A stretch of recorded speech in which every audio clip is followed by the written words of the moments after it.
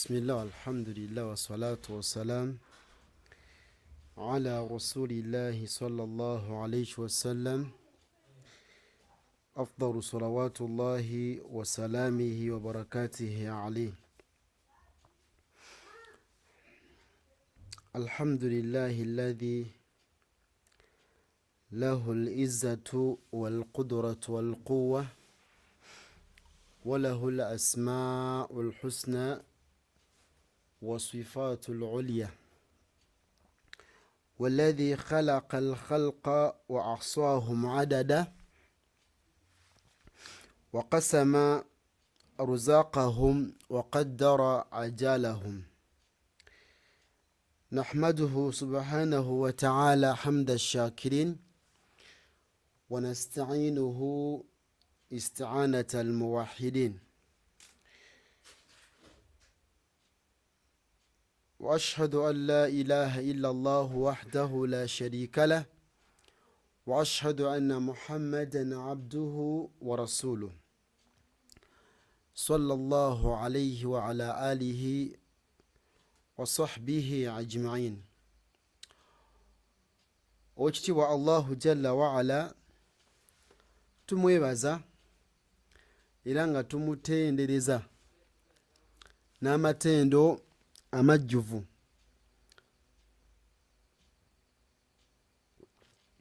Agataliimu yadde obukendeevu. Tumusaba okusaasira n'ebyengera ku mubaka Muhammadu sallallahu alayhi wasallam we yatusindikira nga rahmatan lil alamin. Yamusindika nga kyakusaasira eri ffe abanaadamu. Tusaba Allah amuseko okusaasira kwe n'abantu b'ennyumba ye n'emikwano gye na buli yenna ayimiridde mu layini ey'okulanga obusiraamu bugenda mu maaso. Tulinamu kasenyiga olwaleero, falhamdulillah, naye tugenda kutambulirawo biidhnillahi tabaraka wa taala. Abakuŋŋanya ono mwenna abatuwuliriza abaze okubaako kye mwongera ku ddiini yammwe, nsaba Allahu subhanahu wa taala abasiime, abayigiriza eddiini. Obusiraamu ni'ma, kyengera nga Allah waba akikuwadde la tahtaju ila ayi shay'in, nga togenda kwegomba, togenda kwetaaga kintu kyonna. Idha kana ladaika Allah, bw'oba ne Allah subhanahu wa ta'ala tolina ne kimu kyogenda kubeera nga weetaaga. So ensonga lwaki tusaba Allah subhanahu wa ta'ala abeere nga mwana wattu atuyigiriza obusiraamu, tubeere nga tubukolerako, tubeere nga tubwagala, tubeere nga twagala abo ababwagala, twagala ebigambo n'ebikolwa ebitusembeza gyali tabaraka wa ta'ala. Nabadde ndi ku simu yange awo naye ndaba omu ku bawalimu baffe abeesigwa, Sheikh Hamza Kaira, Allah amusaasire, Allah mukuume, Allahumma amin. Alina ekigambo kye yabadde asomesa abasiraamu, ajjukiza abasiraamu, ekigambo kya Imam Az-Zahidu Sahalu bun Abdillah Atustariyu, ne kinkwatako nnyo. Wallahi yabadde ebigambo birungi nnyo nnyo. Nange ne ngamba ngenda okujja insha Allahu tabaraka wa taala mbere nga mbibatuusaako biidhnillahi tabaraka wa taala. Mbakuutira okutya Allahu tabaraka wa taala mu kyama ne mu lwatu. Mbakuutira okutya Allahu subhanahu wa taala nga temwereseemu n'akamu. Sokolireko. Omanyi takuwa khayru zaadi liyaumi lmaadi. Kutya Allahu subhanahu wa ta'ala yensonga esinga okubanga y'amaanyi, yentanda esinga okubanga nkulu, kikigenda okuyisaawo ku lunaku luli olugenda okubeera nga lwa ttabu kamala. Nsaba Allahu subhanahu wa ta'ala atuwe okumutya, atuwe okumugondera, atuwe okumwagala n'okwagala bamwagala. Allahumma amin. Omusomo gwade gugamba nti tarku awamiri llahi khatarun a'dhamu min alwuqu'i fi lmaasi. Omusomo gugamba generally nti tarku awamiri llah, okuleka amateeka ga Allahu subhanahu wa ta'ala, gwena okola ebibyo, khatarun a'dham min alwuqu'i fi lmaasi, sobi nnene nnyo okusinga okugwira ddala mu mazambi gali g'omanyi. Okuleka ekyo Allah kyakulagidde, gwenoga nti kankole ekyange, ekyo ekintu oba okoze kibi nnyo. Wallahi omanyi inna kathura mina nnaasi, abantu bangi nnyo muffe, yadhunnuna anna alistiqama faqat fi talki alharami. Abantu bangi muffe tulowooza nti obutuukirivu, okuba omusiraamu omulungi, okutereera mu layini Allah mwakwagala, fi talki alharami, kiri mu kwesonyiwa amazambi. Era faidha lam yazin walam yasriq walam yashrab alkhamra dhanna annahu min as-salihin. Omuntu bw'abanga tayenda era nga si mubbi nga tanywa mwenge, dhanna annahu min as-salihin, muri mutima yeetwala okuba omusiraamu omulungi. Kuba gamba nze sinywa mwenge, nze sikuba kiraabu, sigenda ku biiki, sikola bonefu bonna. Abantu abamu bwe batyo bamanyi okwetwala nga abatuukirivu, naye nga wahuwa fi nafsi alwaqti almudayyi'un liawamiri llahi alazima, nga mu butuufu mu bulamu bwabwe waliwo ekiseera we kituuka n'aleka amateeka ga Allahu subhanahu wa ta'ala, ate nga ge gasinga okubanga makulu gyali. Muntegerera abasiraamu, oli aba takola mazambi nnyo nga teenyigira mu bwononefu bwonna okujjako ekitono waba aseeredde, naye nga mwana wattu waliwo amateeka ga Allahu subhanahu wa ta'ala agatateeka mu nkola. Kati shekhe we yaleetedde ekigambo kya Imaamu Zahidu Sahalu bun Abdillah Atustariyu rahimahullah, we yagamba nti inna tarka al-amr a'dhamu inda Allahi min irtikabi nahi. Imam Zahid ayitibwa Sahal bin Abdillah yagamba nti inna tarka al-amr, omuddu okuleka ekyo Allah kyamulagidde okukola a'dhamu inda Allah, kyaba akoze kiba kinene nnyo nnyo nnyo.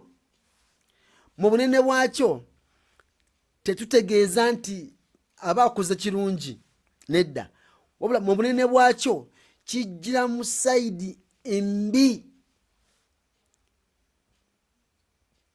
Oba okoze ekintu ekibi ennyo min irtikabi nahi, okusinga weewala okugwa mu ebyo Allah subhanahu wa ta'ala byeyakuziiza.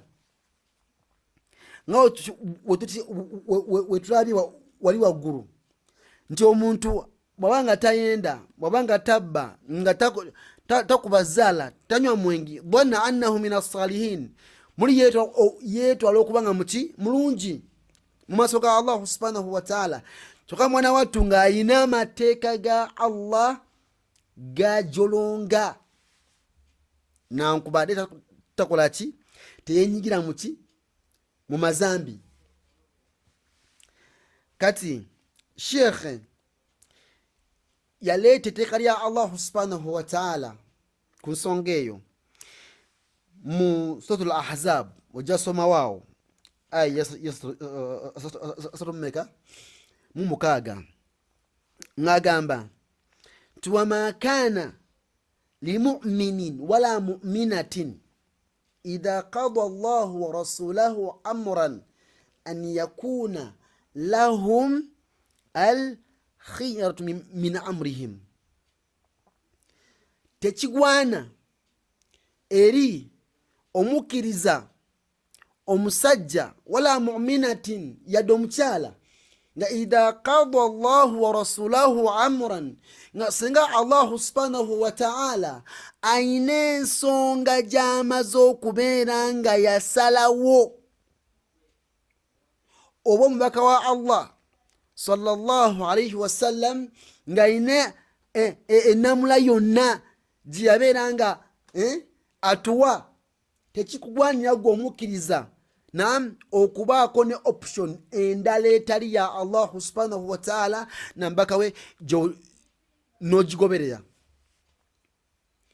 Okugeza wekitiibwa Allah subhanahu wa ta'ala yali ayogera ku nyambala y'abakyala, yagamba nti yudinina alayhinna min jalabibihinna, abakyala abo mubagambe babeere nga beebikkirira enkaya zaabwe, bebikkirira okuva waggulu mpaka wansi. Kati omukyalo atalina bulungi iman ayinza ogamba nti ebinene gy'abawalabu babeeri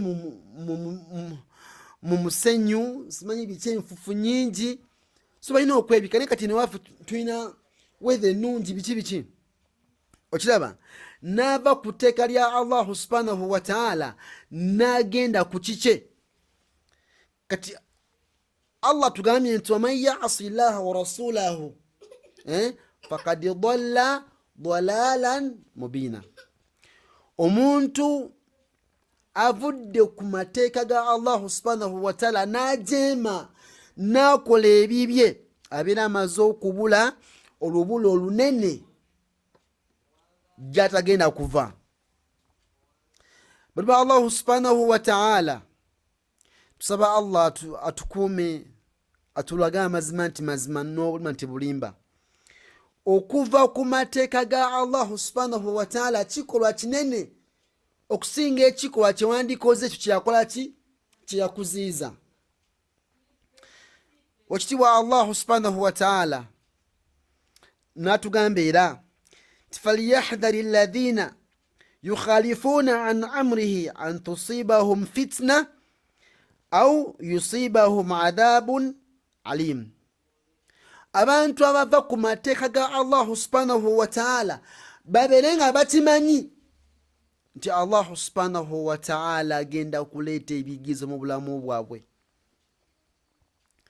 Yina ali eyo ng'ova ku mateeka ga Allah subhanahu wa ta'ala gwe n'okola ebibyo, ekitibwa Allah subhanahu wa ta'ala agenda kuteeka ebigezo mu bulamu bwo. Naam. Oba ekitibwa Allah subhanahu wa ta'ala agenda kubonereza.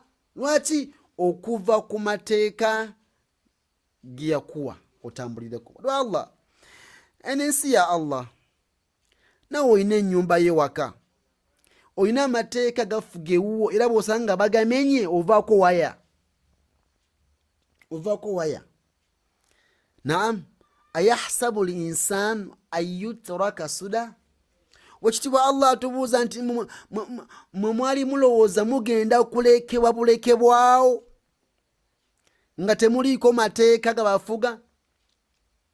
Naam. Muwangale nga mulinga ebisolo? Nedda. Allah subhanahu wa ta'ala yayina okubeera nga atuteekako amateeka agatufuga ge tulina okuba nga tukola ki? Tutambula kungayo Qur'an n'ekitiibwa ne Sunna. Okiraba?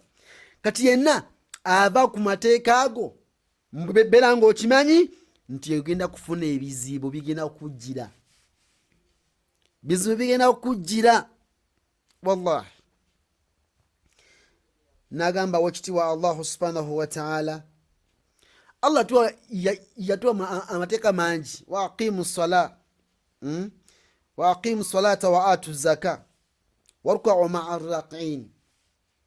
Muyimizeewo okusaala, muyimizeewo sala, muwe zaka. Naam. Muvunname mukutame n'abo abakutama, bimaana musale suratul jamaa. Ebyo byonna twabivaako dda. Wallahi twabivaako. Tusaba Allah subhanahu wa ta'ala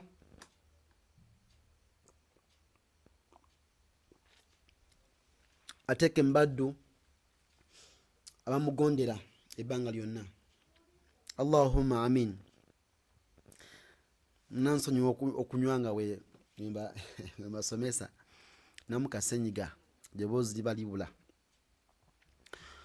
Sheikh waffe yayita hadith nga hadith al-Qudusi, nga hadith eyo eri fi ta'dhimi al-fara'idi, ogurumiza, naam, okusitula ebyetteeka, eraga naam obugurumivu obw'amateeka ga Allah subhanahu wa ta'ala yakola ki, ge yatuwa. Agamba qala rasulullahi sallallahu alayhi wasallam fima yarwihi an rabbihi azza wa jalla, yagamba nti ma taqarraba ilayya abdi bishay'in ahabbu au ahabba ilayya mimma aftaradtuhu alayhi. Omuddu tasobola kusembera gyendi n'omulimu gwe namulagira, naam, okujjako nga mwagala nnyo nnyo nnyo nnyo nnyo. Osegedde? Allah ekikolwa kyasinga okuba nga ayagala kwe kusembera gyali ng'osembera n'omulimu gwe yakulagira. Kale byonna bigaane, naye empagi 5 oziteke mu nkola. Byonna bigaane. Naam. Naye ng'empagi 5 eziyimiddeko obusiraamu ozitadde muki? Mu nkola, because Allah kyeyakulagira. That is ekyo kyekisinga okuba nga kitono. Ekyo kyekisinga okuba nga kitono. Nagamba nti wala yazaalu abdi yataqarrabu ilayya binnawafili hatta uhibbu. Omuntu tagenda kulekeraawo okubeera nga asembera gyendi nga Allah yagamba n'omulimu ogwa sunna okutuusa nga mwagala. Wali agambye naam ekikolwa kasita osembera gyali n'omulimu ogw'obwetteeka nam ekyo akyagala nnyo nnyo nnyo nnyo nnyo nga bwekiwulira. Ate ono n'agamba nti bw'osembera gyali n'omulimu ogwa sunna akwagala. Okusinziira ku bigambo ebyo agamba Sheikh nti hadha hadithu dalilun sarihun ala anna tarka alfaraidi a'dham 'inda Allahi min alwuqu'i fi kathiri min almaasi. Hadisi eyo erimu obujulizi obutulaga obulikiriya ti mazima ddala okuleka ekyobwetteeka kyekisinga obubi okusinga woogwa mu mazambi amayitirivu okkamala. Naam, lwaki?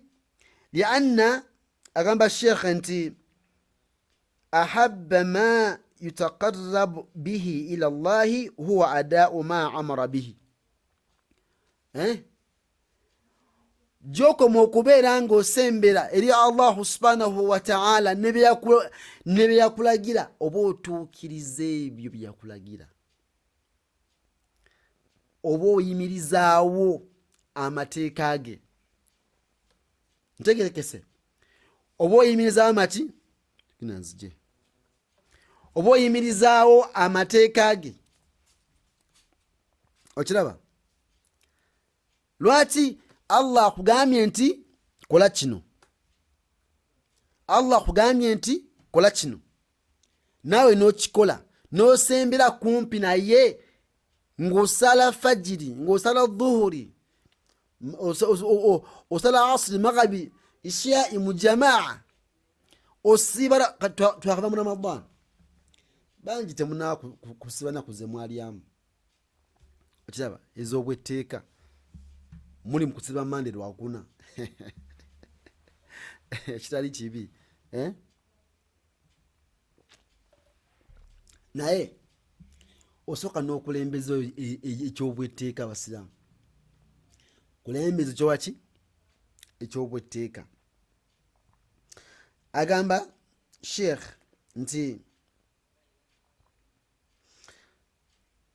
yaita hadisi y'omutima, ala wa inna fil jasadi mudgha idha salahat salaha aljasadu kullu wa idha fasadat fasada aljasadu kullu. Nagamba nti ala wa hiya alqalb. Mpaka Muhammadun sallallahu alaihi wasallam etugamba mu hadisi ya Nu'man bin Bashir, Allah yasima kuye, yatugamba nti mu mubiri gw'omuntu mulimu ekinyama. Idha salahat, ekinyama ekyo bwe kiba nga kiramu, nga kirongoofu, nga tekirina bulwadde bwonna, kifuula omubiri gwe okubanga mulamu, naddala ku biragiro n'amateeka ga Allah subhanahu wa ta'ala. Bal wa idha fasadat, ekinyama kino bwe kibanga kirwadde nga kijeemu, omubiri gwonna gulwala, naddala ku biragiro bya Allah subhanahu wa ta'ala. Ogenda okulaba nga gwe okola by'oyagala, okola by'oyagala, era nga mu wiiki osalamu esswala emu ya jjuma, era nga bwebona abaddu abala nga mu mwaka asalamu swala emu ya idi oba idi bbiri, nga ye kyakola nga yekwasa time. Tubeera bize nyanti kati olaba biki okiraba, tubeera bize. Naam, bwe Allah subhanahu wa ta'ala singa omutima gwo gugoberera amateeka ga Allah ge yakuwa, ge yakuteekako, naam, ogenda kuba omaze okufuna okwesiima mu maaso ga Allah. Omubiri gwonna gugenda kuba mugonvu, eri Allah subhanahu wa ta'ala. Naye singa omutima wo guba mulwadde ng'okola byoyagala kigenda kulwaza omubiri gwonna ofundikire nga tolina bulungi bonna mu maaso ga Allah subhanahu wa ta'ala, otuuke wa Allah nga tolina kalungi. Tusaba Allah atukuume atukozesa emirimu gye emirungi. Allahumma amin. Ombaka atugamba sallallahu alaihi wasallam nti man raghiba an sunnati falaysa min, omuntu yenna ava ku nkola ye tabeera wamuffe, si musiraamu. Omuntu yenna aleka amateeka ga Allah subhanahu wa ta'ala kubanga yali nkola y'omubaka Muhammadu sallallahu alaihi wasallam nga ateeka amateeka ga Allahu tabaraka mu nkola. Buli kimu Allah kyeyamugamba balaghat risala wa adda al amana wa nasaha al umma, byonna yabikola byonna. Kati omuntu ava ku nkola ye falaysa minna, yosiwa muti.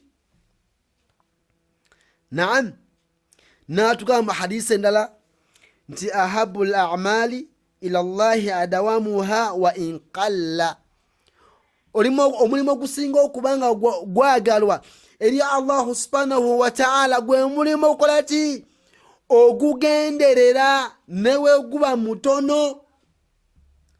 Nga fajiri eina laka biri ezo za Allah ziyakuwa ntono biri nezo ina okusala, gwe mulimu ogusinga obulungi eri Allah subhanahu wa ta'ala gwoyina okugoberera buli kaseera.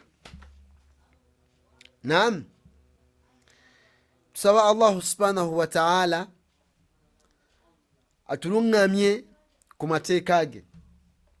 Allahumma amin. Bali Allah subhanahu wa ta'ala musomo gwade mulungi nengamba sisobola butagubaleetera walenga sawa gutusanga sheikh wange Sheikh Hamza Kayira barakallahu fika, mukuba wali mbafa abesigwa okamala. Tusaba Allah mutukumire. Allahumma amin. Nabala banji. So agamba Sheikh nti tarkul amr yashmilu talka salati au ta'khiraha, okuleka amateeka ga Allah subhanahu wa ta'ala agatwaliramu okuleka essala, okuleka essala obutagisala, au ta'khiraha oba ogikeereya n'ogikeereya. Guno kwa byoyagala ng'osaba mu budde bw'oyagala, zuka saa mu kitundu, sala fajiri saa 9:20 12 oshegedde, sala 1:05 ng'osaba magharibi. Naam, buli wa Allah subhanahu wa ta'ala eswala sina swala yuka, buli mulimu gwonna mu Busiraamu guyina ebiseera ebigere. Hijja ina ebiseera byayo. Ramadhan kati yawedde, toyinza ngati ngenda kusaba Ramadhan, nedda, okujjako okugiriwa okyaba. Buli mulimu guyina ebiseera ebigere ebyo Allah byakola ki byatuwa. Era bw'okukola nga tokoledde mu biza olina okuba nga olina ensonga eyesimba, olina okuba n'ensonga eyaki eyesimba. Tusaba Allah atuwe okumwagala n'okwagala bamwagala n'okwagala emirimu n'ebigambo n'ebikolwa ebitusembeza jakola ki jari. Allahumma amin. Imam Ibn Qayyim al-Jawzi rahimahullah yali yannyonnyola ebigambo ebyo n'ebigambo Sheikh yabirese. Yagamba nti wa hadhihi faidatun adhima, wa hadhihi faidatun adhimatun, ebigambo bya Sheikh ebirimu obulungi oba omugaso ogutagambika. Sheikh kitayogeddeko Imam Sahal bin Abdullah byatugambye nti inna talka al-amr a'zam inda Allahi min irtikabi nahi. Imam Ibn Qayyim atugamba wano nti ebigambo bya Sheikh bya Imam birimu kikigwe birimu omugaso ogw'amaanyi ennyo nga bw'okiwulira. Ekigambo ekyo n'agamba fa inna tarka al-ma'muri, omuntu okuleka kyalagiddwa kyabeera lagiddwa, yadullu ala qillati ta'dhimi wa du'fi al-mubalat. Omuntu okuleka ekyo kyabalagiddwa okukola ekisooka kiraga qillati ta'dhim, kiraga okunafuya okw'amaanyi kw'oba onafuyiza ayogedde okole. Ekyokubiri kiraga okunafuya ebigambo byayogedde. Okitegedde? It is lack of diverence. Kugamba nti oba okakkanyiza nnyo, naam, oba olaze dishonor eri ekitiibwa kya Allahu subhanahu wa ta'ala, oba wefuddewa. Kiringa omusomesa wanaatuma omwana nti gani get me some water for drinking. Wali ku canteen, omwana namuzimula n'agenda, oyogera ki naawe, namusuza n'agenda. Okitegedde? Ate oli n'ajja nga teyakoze waka mu kirasi, teyakoze assignment. Goloza ani goba wa suspe. Okitegedde? Omusomesa akugambye nti genda okole kino n'omuzimula n'ogenda, kiba kiraze qillati ta'dhimi. Wallahi oba mukakkanyiza nnyo. Kati abaddu bakakkanya Allah ne bakakkanya ebigambo bya Allah n'embaka Muhammadun sallallahu alaihi wasallam. Ekigambo ekyo agati era yatuwa example ya Iblisu.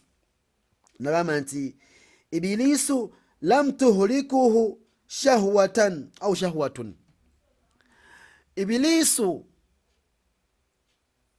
si bwagazi bwa mutima gwe bwa mwoyo gwe bwe bwamuzikiriza, nedda.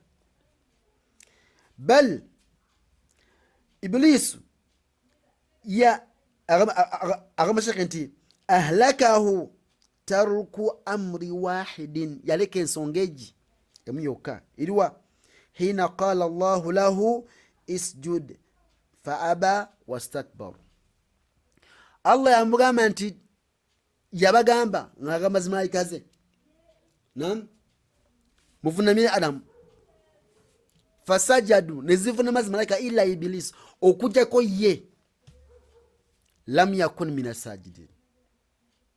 Wallahi teyavunama, teyalimu abakola ki? Abavunama. Allah nambuuza nti ma mana'aka alla tasjuda idh amartuka. Oyinza otya obutavunamanga gambi kola ki? Nagamba nti ana khairu minhu, oyo nze nkola ki? Musinga. Khalaqani minar, Allah nze wantonda muki? Mu muliro. Wa khalaqahu min tin, oyo mutonze mu ttaka. Kati muvunamira ntya? Owekitiibwa Allah n'agigoba mu jana n'agikolimira. Okiraba?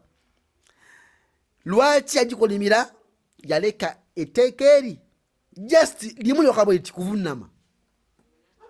Okitegedde? N'akulembeza takaburu, neyekuluntaza, neyefula superior. Allah n'akola ki? N'agigoba nefuluma.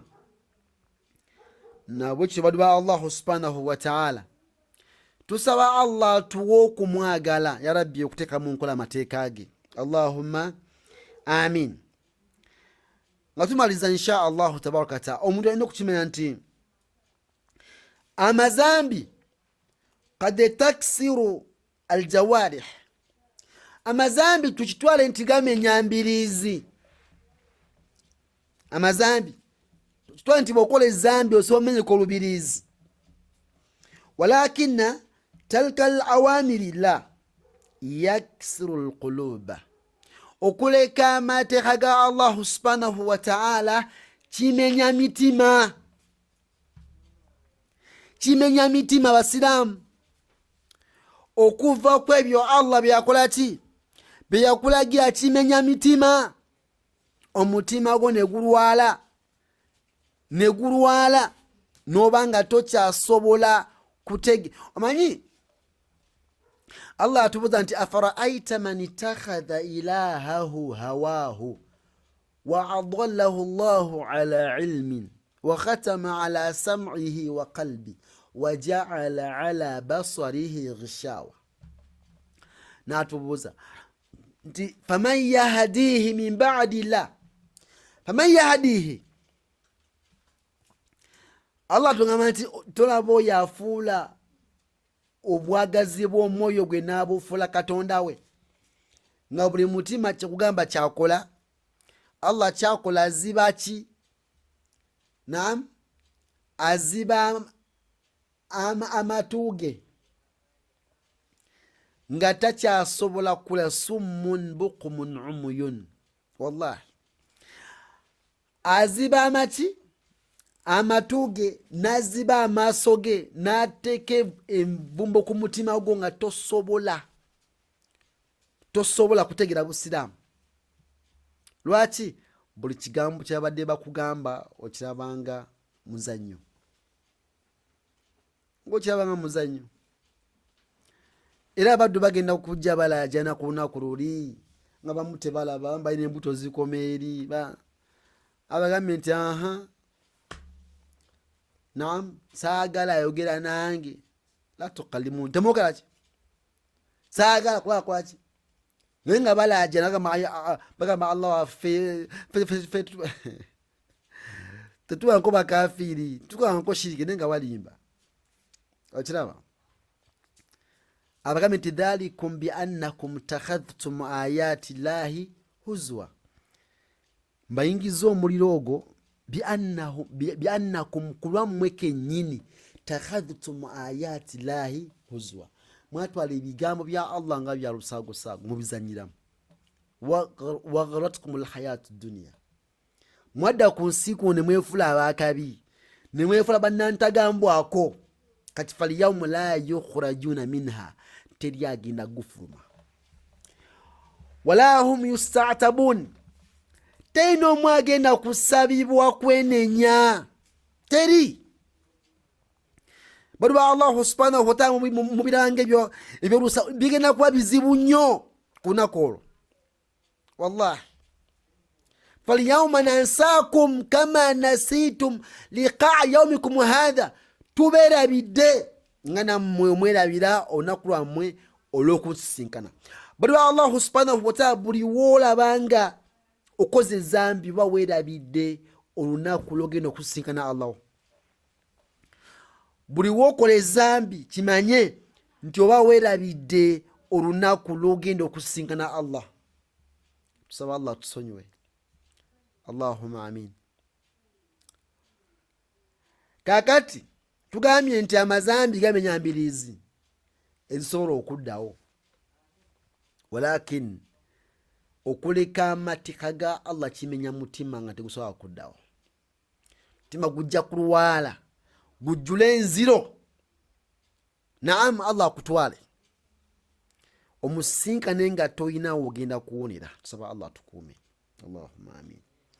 Nawe kityo oyina okubeera nga weekwata ku nsonga zo zengenda okusembyayo okuwona. Ensonga esooka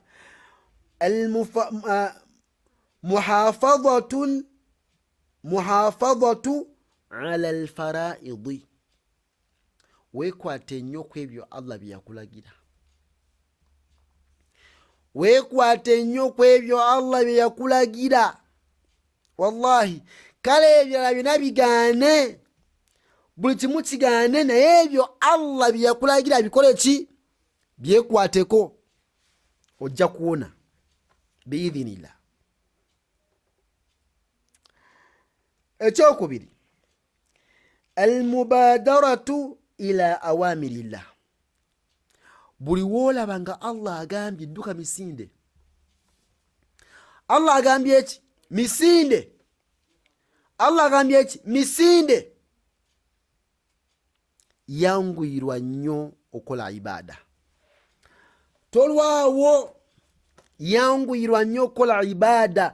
Buli kyolaba nga mubutuufu Allah akyogera, mbaka akyogera sallam, teeka mu nkola n'amaanyi n'okulongoosa okuyitiridde okukamala. Ekyokusatu, alkhawfu min talki taati akthara min alwuqui fi lma'asiya. Olina okutya obutagondera Allah okusinga okutya ogwa mazambi. Nkiddamu, olina okutya obutagondera Allah okusinga wootyo ogwa mazambi, kubanga Allah alina kugonderwa. Kati tya nnyo obutamugondera.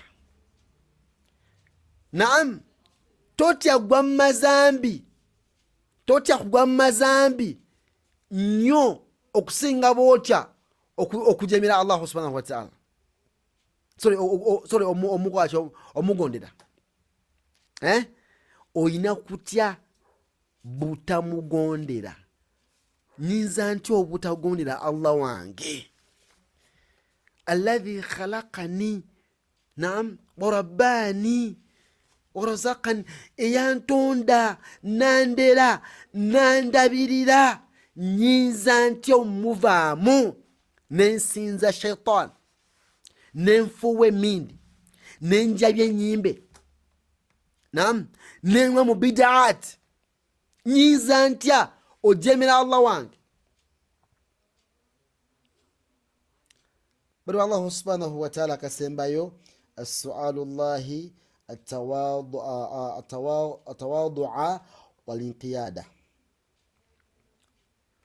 Saba Allah, beera ng'osaba Allah subhanahu wa ta'ala okubeera nga akuwa